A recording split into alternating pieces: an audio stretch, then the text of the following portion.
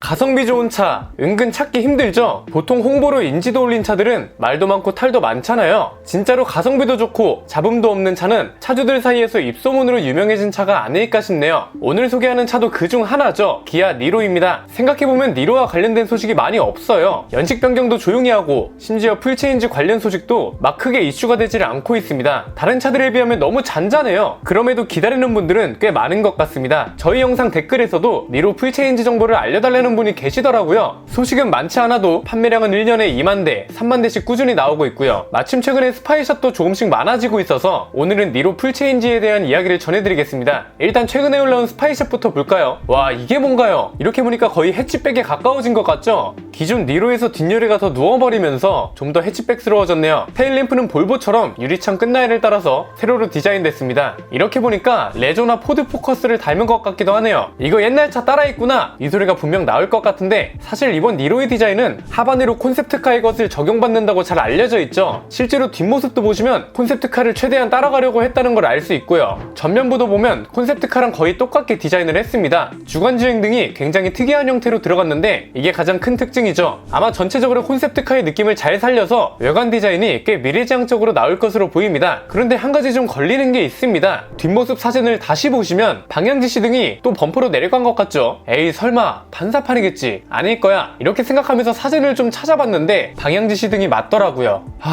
아니 이걸 도대체 왜? 최근에 스포티지도 다시 위로 잘 올려놓고 대체 왜 방향지시등을 범퍼로 내리면 어떤 이점이 있을까요? 이게 디자인적으로도 좋은가? 기능적으로 뭔가 있는 건 아닐 거잖아요. 후진등은 뭐 후진 가이드 램프 같은 것 때문에 밑으로 내릴 수도 있지만 방향지시등은 아무리 생각을 해봐도 잘 모르겠네요. 혹시 아시는 분은 댓글로 남겨주시면 감사드리겠습니다. 소식 자체는 많이 없는데 외신에서 예상도는 꽤 여러 개가 공개됐습니다. 지금까지 공개된 스파이샷들을 종합해보면 아마 이 예상도가 실물에 가장 가깝지 않을까 싶네요.